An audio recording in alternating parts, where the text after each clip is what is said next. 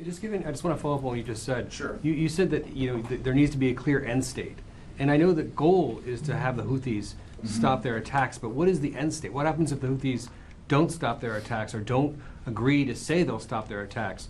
It doesn't seem like there is a clear end state. That this could just go on and on. Well, in fairness, I mean, it's a great question, but in fairness, the operation's only been going on for 48 hours. And the president and secretary have been very clear on this, that the Houthis can determine when this ends. And until then, the campaign will be unrelenting until we, one, protect our homeland, and two, open up the shipping lanes there, so make sure that we have freedom of maneuver in that area.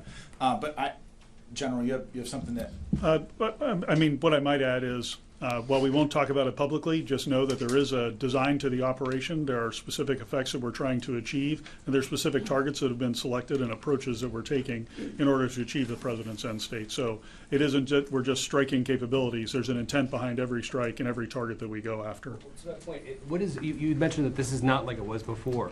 So what is different about the targeting that you're doing this time that wasn't true under the Biden administration? Yeah, I give the short answer to that, and again, without going into too many operational details for security reasons, but it's a much broader set of targets that we've been able to action in this case.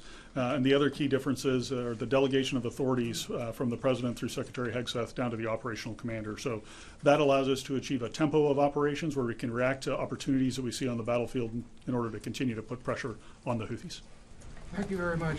Will this operation include sending ground troops into Yemen? If so, how do you achieve your objective of making them say enough without sending ground troops?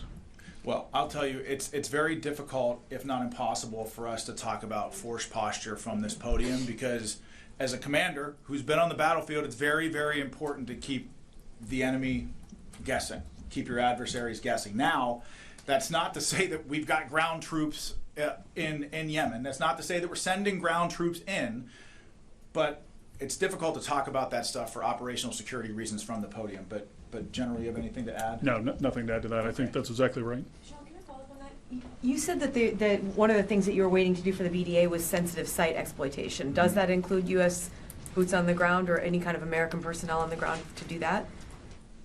I can't talk about that stuff from the podium. But we have ways of conducting sensitive site exploitations without ground troops on the ground. Yeah, it does not always require boots on the ground, and I'll just leave it at that. So, can I also ask you about if there's any U.S. military assessment? I know that you're still on, the VDA is ongoing, but is there any military assessment about how much of the Houthis' capabilities were degraded by these first couple of rounds? And can you say anything? The President's Truth Social mentioned going after leaders, which seems to be one of the things that's different here. Can you say anything about any of the leaders that were targeted here? Yeah, on the second part of the question, I'll just go to my opening statement where I mentioned that there was a unmanned aerial vehicle facility that was struck with several key leaders. Those were key individuals who led their unmanned aerial vehicle enterprise and were some of the technical experts in there.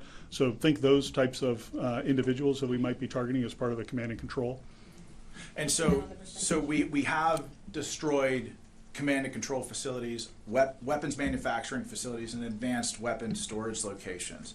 But again, this campaign is ongoing. It's difficult to talk about all this stuff from the podium, and we're not going to say anything from the podium until we're 100% sure that we have it right. I got time for one more question.